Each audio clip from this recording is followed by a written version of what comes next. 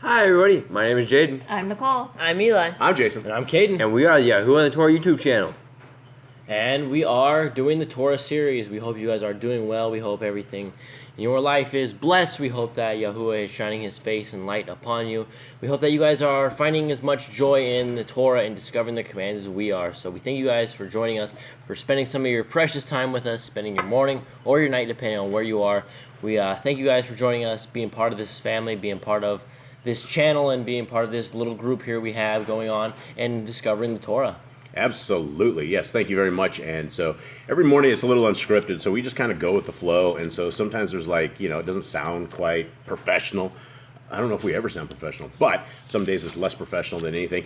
Eli, little Eleazar, man, you're here at the table. Tell me how yesterday went. And let me preface this first. Eli's 15, right? Yep. I keep thinking it's like... I thought he was 13. I was 12. No, he's 15 years old, and so literally to get to where he went yesterday, he has to take what they call the Foot Leather Express, which is actually walking in his shoes. So he has to walk miles. He has to take the Foot Leather Express for miles outside of a jungle, and then he'll find some public transportation somewhere out once he makes it to a road, and then he had to go for right around an hour, 40 minutes, 50 minutes. And then he had to go into town, and we sent him with a backpack full of flour. What did you have in your backpack, Eli? So I had flour, I had soup, I had some vegetables, and I also had some seasonings. And bread. And bread. And so when he got to this little town, he's packing a backpack. He's also packing a big orange bag, and he's only like 5 foot. How short are you, Shug?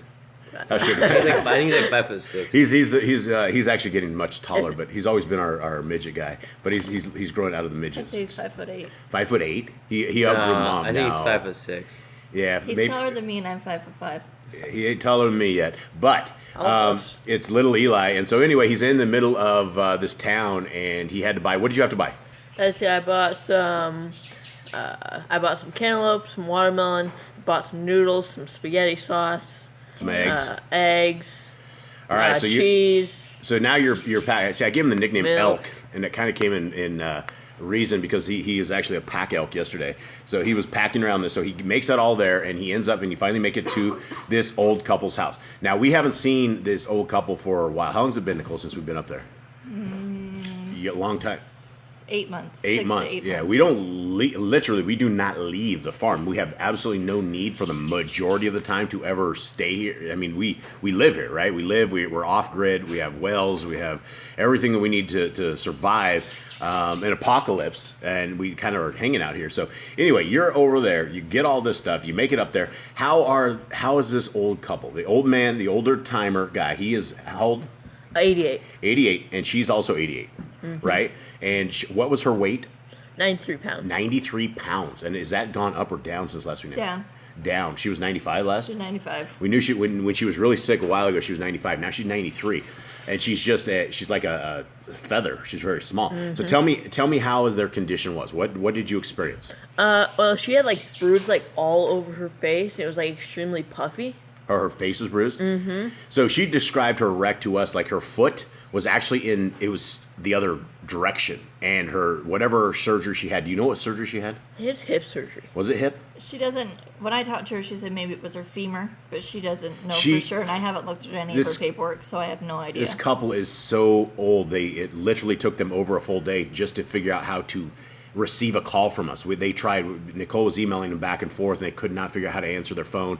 It took us a long time to get a hold of these guys. This is how dire straits they are in. Okay, so continue on. So he also had bruises all over his arms. So he got bruised. Yeah, they're really old, and they took a nasty car wreck, and so they're very lucky to be alive. They hit a brick wall. A brick wall, or yeah. A rock wall. Rock wall. After he passed out, and she was trying to jump over the seat. So she's 88, jumping seats. Just a very frail old gal. Very sweet lady, very sweet, and her husband's very... All right, so I guess the question is, and I discussed this a little bit, these guys are hardcore Christians, and we'll just call him Mr. F and Mrs. M, and Mr. F, and I don't want to keep him anonymous as possible, but Mr. F, he's an old baseball player, and so he was actually a professional baseball player. I don't know. back in the 60s or something. 50s. Was it 50s? 50s? And he has his own baseball cards from back then. And he and his brother were both professional baseball players. So for years, this guy has had like verses and things on like baseball cards. Everywhere we saw this guy for years when we were first down here, forever. And he was always handing people cards, trying to get people to turn their lives to Jesus. And it was the classic Christian stuff, right? And literally they are on the exit out of this world. And it is very, very sad because they are very sweet, very kind, very loving people. And how did that go? How did that go? I tried to teach him about the Torah and stuff, but he was extremely stubborn, kind of. How'd it go? Tell me. So I told him, like, so what do you think of the law? He's like, well, Jesus did away with that law. I'm like, and why is that? He's like, because he said that he fulfilled it, he got rid of it. I'm like, no, he did not get rid of it. He came to fulfill it. He came to fix it. He came to reestablish it where they were not following it anymore. He's like, well, I agree with you, but God is in my heart. And I just kept on, like, going over, like, things are the command, things aren't good. He's like, yeah, I don't like pork, but I still eat it. Yeah. He's like, I know it's not good for me, but I still eat it. Yeah. So what else? I mean, what did you make any progress whatsoever on this? And how did it go? I'm very concerned about these people. I think I made a little bit of progress, but not very much, because he's very hardened in his Christian ways. He's very hardened in the Christian ways, and it's like when people don't want to come out of the cult of Christianity. They don't think it's a cult. They don't know it's a cult. It's all they knew, and all they know is their doctrine comes from the little man in the box that's standing up front. And what else? What else happened? I asked him which commands are too hard to keep. He's like, well, the sacrifice, so I can't do those. He's like, I'm like, yeah, because Yeshua or Jesus is our perfect sacrifice. He's like, yep, he is our perfect sacrifice. That's why we don't do him anymore. Okay, what about the rest of them? What about not murdering?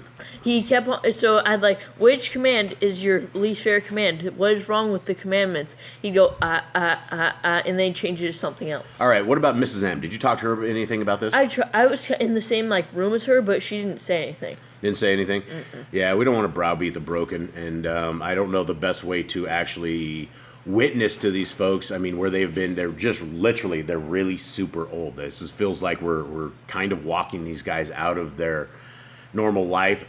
How does she look? Is she is she in diapers?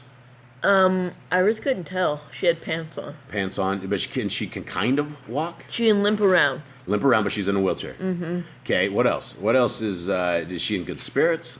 Yeah, she seemed to be in pretty good spirits. She was pretty, like, spunky, kind of. Spunky for as good, but she hasn't eaten. She hadn't eaten for a very long time. Now, did she eat? You sat there, and what did you cook all day? So I cooked some mashed potatoes, some gravy, some chicken, made some chicken pot pies, some quiche, This some is all homemade spaghetti. stuff, guys. This is all out of flour and all other stuff. Eli's been hanging out with my wife for a very long time, and he knows a couple of her secrets. Not all of them, but he does okay. So how did that go down? They had visitors there all the time. What did they think of a little young cook in the kitchen, their own little professional cook? They're kind of excited about it. They're like, yeah, it's really cool. They're all their guests, the people. Mm-hmm. So they had a bunch of older folks that came and visited them? Two of them were younger. Now, they're part of a church, and this church was supposedly giving them food and helping them out. Did you see loads of food there? I really didn't. I saw a lot of, like, spices, but I didn't really see that much food. I'm talking like casserole dishes and stuff that churches would normally give to the broken. All I saw in their fridge was a cake because he had his birthday, like, sometime in this month. Okay, so all you saw was a cake, and there's nothing else in the fridge. There's, like, butter, there's, like, cream cheese, there was, like, whipped cream. Just whipped cream, just stuff. There was nothing, stuff that old people would have. There was nothing, like, healthy in there. Nothing. Did they have food though? Did they have food that they were eating? How was she eating prior to this? I saw, like, no, like, prepared food or anything. In their freezer, is their freezer stocked up with food? I saw, like, a few pieces of chicken in the top freezer, and then, let's see. So my question is, how were they eating prior to this, and what are they eating? You left them with enough food for how long? How many days? I'd say at least 3 to 5 days. But they eat really small. They eat really small, so it should last a long time. She's not drinking water. She was drinking water. But not much. She had a cup. She wanted an ice cube in it, too. Okay. And did she eat a lot or not? She had, like, a few scoops of mashed potatoes and, like, half a piece of chicken. So not a lot. Mm-mm. So that is, and this is what we're discussing with the boys here, is when you're at that age, you forget to eat. You just don't know you need to eat. Okay, so what do we do? What does the future bring for you on this mission, Eli? More witnessing and more probably preparing more food for him. more food for them. And I think we might send up our secret weapon next time, and we'll see if our secret weapon can actually make it out of the farm. She's been here. How long has it been since you've like driven away from this place? In March, I had to go get my driver's license. But did you drive? Yeah, I drove. So March, April, May, June, July, August. So yeah, that's I was thinking but of it. Prior to that, it had been a year. So yes, and you only went out for 2 hours, and then you came back, and now you can no longer even drive. We have no roads or anything of the sort, so we don't drive in and out of here at all. So it's not like I could actually take Eli there, drive him there, or any of that stuff. We don't drive, so we're just literally out in the middle of the jungle on zero income, doing what we can. Here we go. All right, so did you feel blessed? Yeah. Did you clean up their kitchen well? Yes. Are you sure? Yes. Because she had a really, really nice kitchen. And are you sure you cleaned it up well? Yeah. He sent me pictures. And it was good? It was good. All right. Well, do you feel like you're blessed? Do you feel like you did the right thing? Yeah. Would you do this again if it was your choice and not your parents sending you off? Yeah, I would. Absolutely? Without a problem? Yeah. All right. Good. Well, thank you very much, Eli, for that. I appreciate that. And yeah, next week we'll be going back, and I'll be sending in maybe my super secret weapon, Nicole, and she's going to spend a little time with these gals. But when you get to that age and you stop eating, it's only a matter of time before you're so weak. Did she look strong? Question? Not really. Because she said she was very weak, right, Nicole? Yeah, she told me Yeah. she was weak and tired. She can't lift more than like 2 pounds. 2 pounds. Well, she's only 90-some pounds, so that's probably a good thing that she can at least do 2 pounds.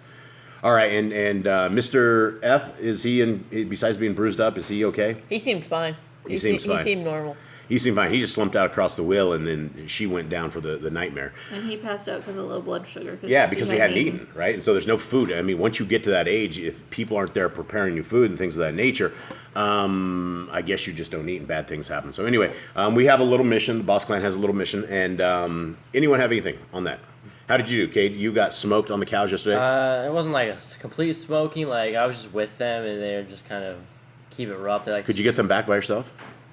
Towards the end, I got one of them back. Did you and get them back by yourself? Then I had to call for help to get the rest. Yeah, of them. you called for help. There's a ton of them over there, wasn't there? By the time you called for help? There was, I got one back. We have a total of like what? 6. So does cows. Eli do better with the cows than you do? I don't think so. I No? think he calls for help as much as I call for I help. usually get like 2 to 3 across. He usually gets a couple of them over there. Usually, it depends. Sometimes they're stubborn, things of that nature. All right. Sometimes I get them all back. Yep. All right. So let's go into this thing. Thank you guys very much, our family out there. We hope you guys are good. That was just a quick little decompile on what we had, and I want to take us into a quick little thing on another channel we have, and here it is right here. This is from Gypsies. Gypsies. I guess he's a gypsy. I don't know. First of all, he goes, "Lord rebuke you," and this is to me on Paul.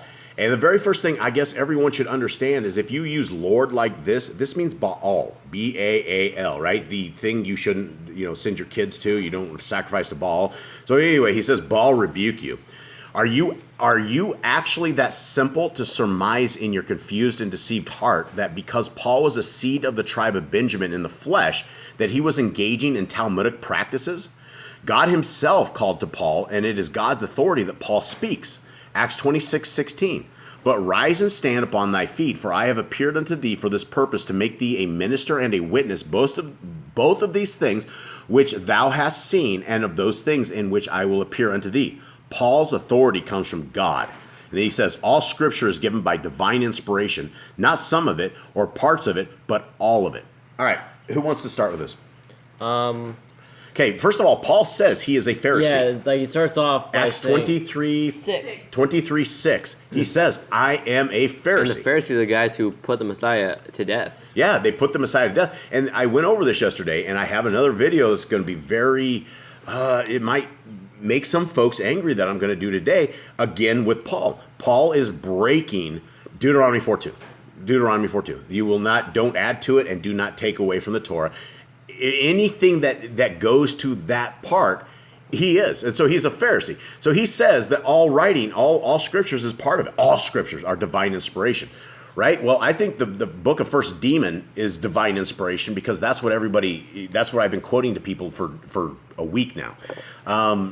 Because the people have, when you think of Paul as your God and he can do no wrong, Paul is adding to and taking away from the Torah. First Timothy is a classic example. I would have to say, if I had my choice, whether First Timothy should be in the Bible, I would have ripped First Timothy out just from reading this. And I am studying this, and I am studying to show myself approved unto Yah, a workman that needeth not to be ashamed, rightly dividing the word of truth. But when it comes to being outside of the Torah, we cannot do that. And Paul makes law after law after law of his own regard, and none of that is in the Torah. Why are we violating the Torah in Deuteronomy 4:2 and in keeping this in there? So as much as this gentleman may think he sees, Jade, what do you got? He said he was a Talmudic. I mean, you shouldn't be Talmudic. That's very anti-Messiah, anti-Torah. That's adding to it anyway, and you're okay with doing a lot of bad things to different people. Well, that's how he was a Talmudic Jew. Right, but that's why he wants women not to speak. In the Talmudic Jew, it's almost like Islam, right? They don't want the women to speak. They don't want the women to be equal vessels. They don't want the women to be anything other than their slaves, and that's all they want. And being Talmudic is not okay. It's very absolutely evil. not. You do not want to be Talmudic. You shouldn't be following a guy that's like okay with Talmud and teaching Talmud. If some dude's screaming, "I'm a Pharisee," and you really understand what a Pharisee was, that is a guy that you should probably not be listening to. It's a guy you should probably stay away from, and it's his doctrine is completely screwed up. And I guess I'm the only person out there that says this, but here we go. All right, so let's get into today's lesson, the meat and potatoes. We got to get the drum roll so it like hits this thing perfectly. Then I'll do it, but we'll get it. All right, thank you guys very much. And again, thank you guys for all being out there, and much love to you. All right, so this is good. Number 31. Everyone ready? I guess. Yep. All right, and Yahuwah spoken to Moshe, saying, "Avenge the children of Yashrael of the Midian. Afterward you shall be gathered unto your people." All right, go kill these people and you're going to die. Is that essentially what it said? Yeah, to take vengeance for the children of Yashrael and the Midians. After that, you are to be gathered to your people. This is the last mission of Moshe. Okay? And Moshe spoke unto the people, saying, "Arm some of yourselves unto the war, and let them go against the Midian, and avenge Yahuwah of Midian. Of every tribe 1,000 throughout all the tribes of Yashrael shall you send to the war." So there were delivered out of the thousands of Yashrael 1,000 of every tribe, 12,000 armed for war. And Moshe sent them to war, 1,000 of every tribe, them and Peniach, the son of Eleazar, the priest, to the war with the holy instruments and the trumpets to blow in his hand. And they warred against the Midian, as Yahuwah commanded Moshe, and they slew all the males.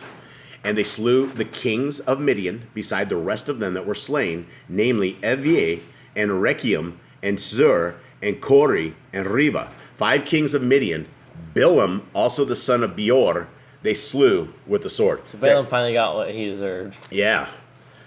All right. And the children of Yashrael took all the women of Midian captives, and their little ones, and took the spoil of all their cattle, and all their flocks, and all their goods. And they burnt all their cities wherein they dwelt, and all their goodly castles with fire. And they took all the spoil, and all the prey, both of men and of beasts.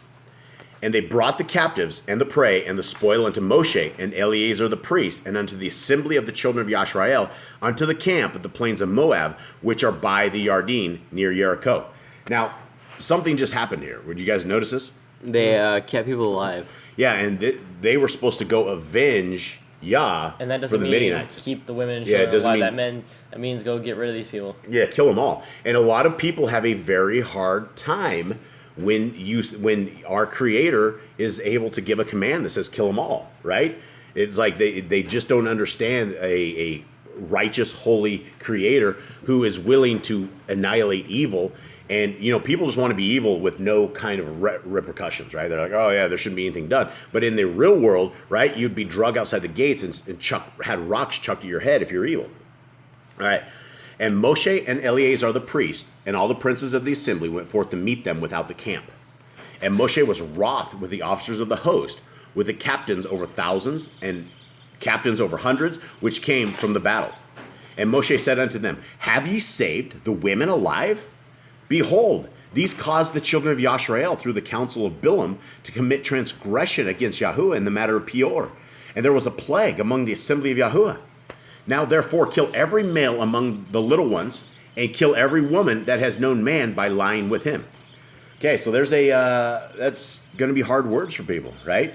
So you're going to go kill the little boys. right? And so here is yet another interesting command that who could understand? I mean, the thing was they were supposed to kill everybody to begin with, and now because of this, it's going to be even crazier, right? Because you're going to drag the little boys away from their screaming mothers, and you're going to kill them, and it's going to be kill the mothers as well. Kill the mothers as well. Mothers and kids all die, and the only ones that left are going to be the little girls, and they're going to be really upset. So in a better world, that it probably would have been better for everybody to be killed, that they didn't have to have this tragedy and stuff go over it twice. All right, but all the women, children that have not known a man, by lying with him, keep alive for yourselves.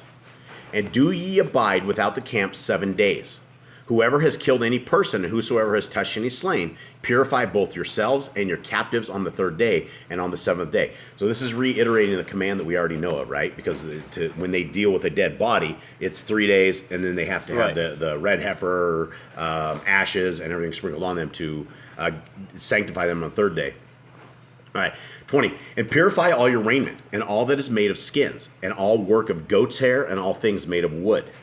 And Eleazar the priest said unto the men of war which went to the battle, This is the ordinance of the Torah which Yahuwah commanded Moshe. Only the gold and the silver, the brass, the iron, the tin, and the lead. Everything that may abide the fire, ye shall make it go through the fire, and it shall be clean.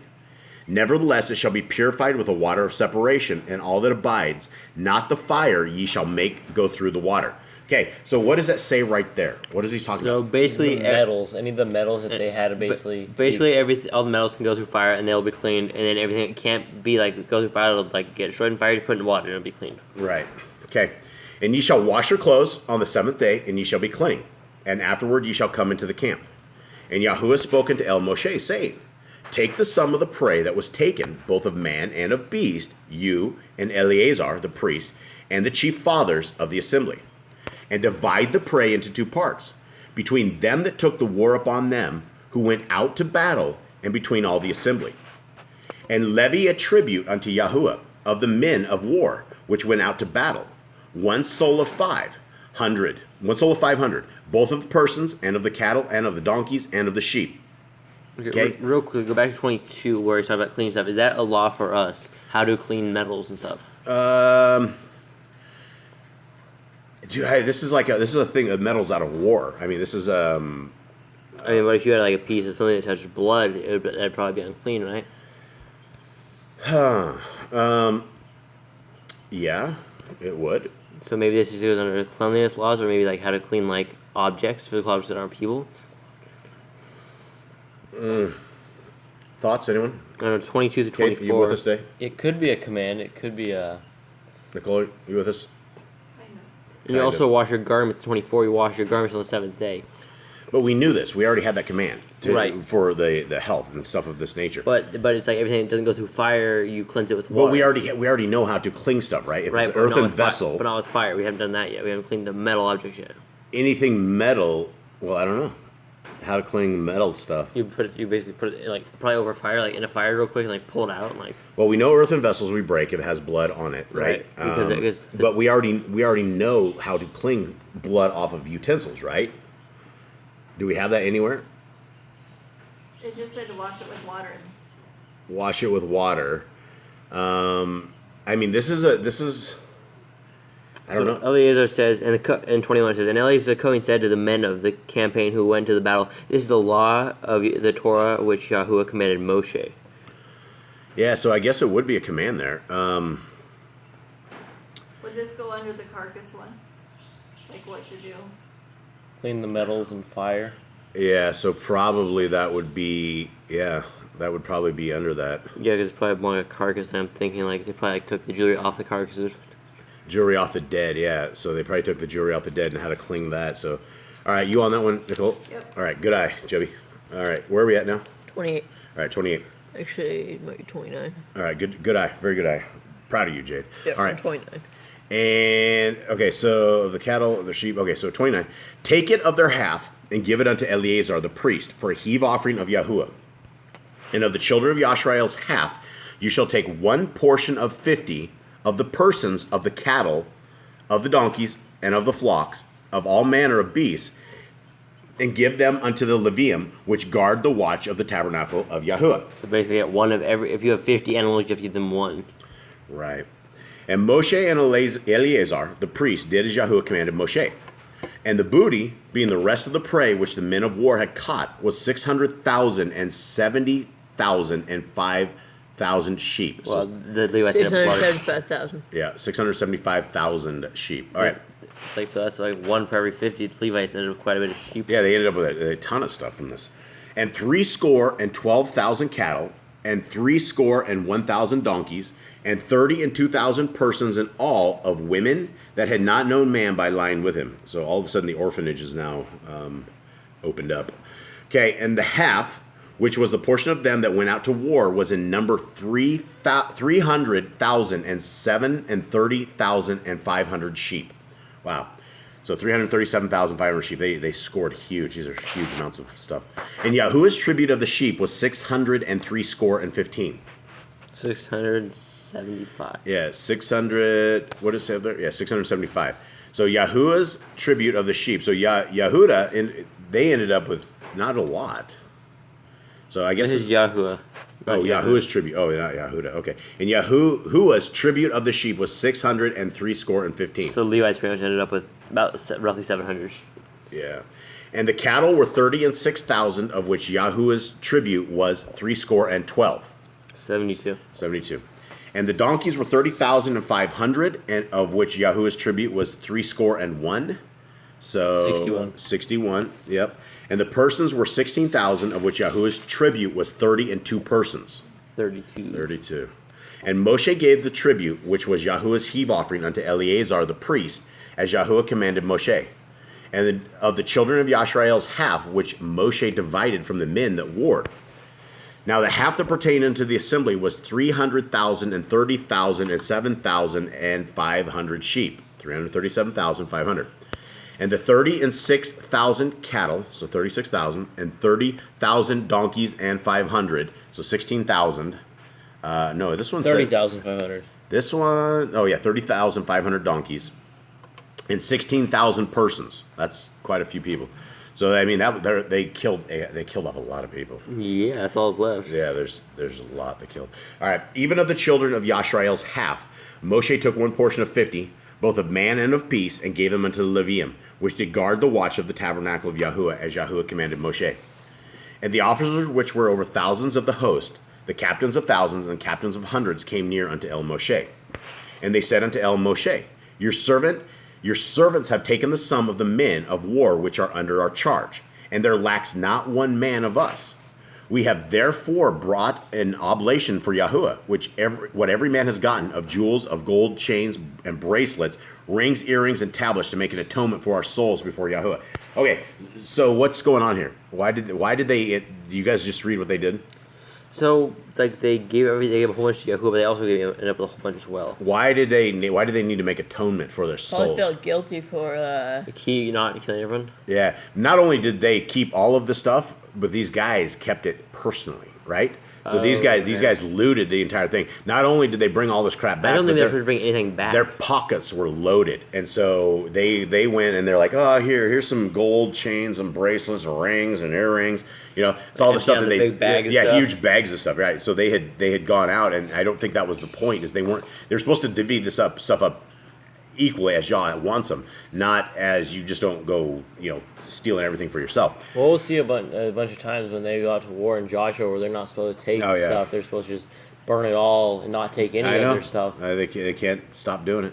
Okay. They don't have enough, apparently. No. And Moshe and Eleazar, the priest, took the gold of them, even all wrought jewels, and all the gold of the offering that they offered up to Yahuwah, of the captains of thousands and of the captains of hundreds, were 16,715 shekels.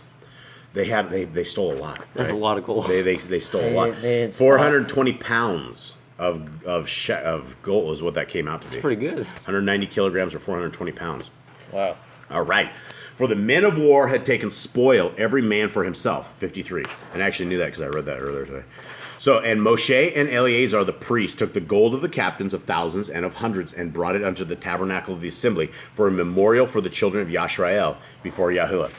Okay. Wow. So, there we go. These dudes were rich. Yeah, they're rich, but you could be rich if you have 20 cattle or you have 20 sheep. You're rich, right? Because I mean, you stay alive with that kind of stuff. So they were super rich. Well, All right. that is it. That is the end of Numbers. No, it's not the end of Numbers. Or the end of Numbers 31. End of Numbers 31, absolutely. We still have, I think, 5 more chapters. Yeah. Yep, 5 more chapters and we'll be out of Numbers and we'll be into Deuteronomy. And then the next segment we are going to do, which I was going to do earlier, but I didn't want to mess this up, is I want to get through all the commandments first, and then we are going to go through the unknown commandments of Messiah Yahusha, and we're going to read Matthew, Mark, Luke, and John, and we're going to document everything he has that is outside of the Torah, so we have both sets of laws there. And, I mean, you at the same time, you could do the same thing for Brother Paul. Brother Paul has his own set of laws, but and some of them are very they're Talmudic, they're Pharisaic, they're evil. They're there to attack you, not help people. Yeah, absolutely. Okay, well that's it, guys. Thank you guys very, very much. Anything anyone else has? Read your Bibles. We'll be live on Thursday. Yep. With Youth for Yah. That's tomorrow. 2 days. 2 days. It's 2 days. Tuesday. Yeah, we're Tuesday today, right? Yeah. Or Monday. Where are we at? Today's Wednesday. Today's Wednesday. No, today's Tuesday. No, yesterday was Tuesday. Could you do through Spanish? Today's yes, Wednesday. Oh, I'm way off. Wow, today's Wednesday. Tomorrow it is actually live. Yeah, we live in the jungle, so time means absolutely nothing out here. So this is the only time we know dates and stuff is when we do stuff with you guys. Oh, and what is today's? I forgot the Torah calendar again. We gotta get the Torah calendar. 26th of some month. 20. It's 5th month. I think it's 5th month. It's the 5th month. 5th month. I'm looking. Hold up. And it's almost the 26th day, I think, in Yah's calendar. I think today's 25th, but hold on. Is it? I thought it was 25th yesterday. I did too. Hold on. Almost I'm there. Today Fine time. is Dead air. Today is the 26th. Yes. 26th day on our creator's calendar, so hopefully you guys are understanding that and knowing that better than we do. 4th day, right? Today's 4th day? Yes. Okay, yeah, this week is gone. Blasted Yeah, this week off. is gone. All right, well, that's it, guys. Thank you guys very much. Much love to everybody out there. Huge hugs, and I hope to see you guys in the kingdom to come, and I hope you guys are blessed by Yah. May Yah's will and may his face shine upon you guys. May his blessings continue on through your life. May you shout to the top of the stars and to the top of the sky that Yah is your king, that he is the one who will save us all, and we thank you guys very, very much. Have a wonderful day. Shalom.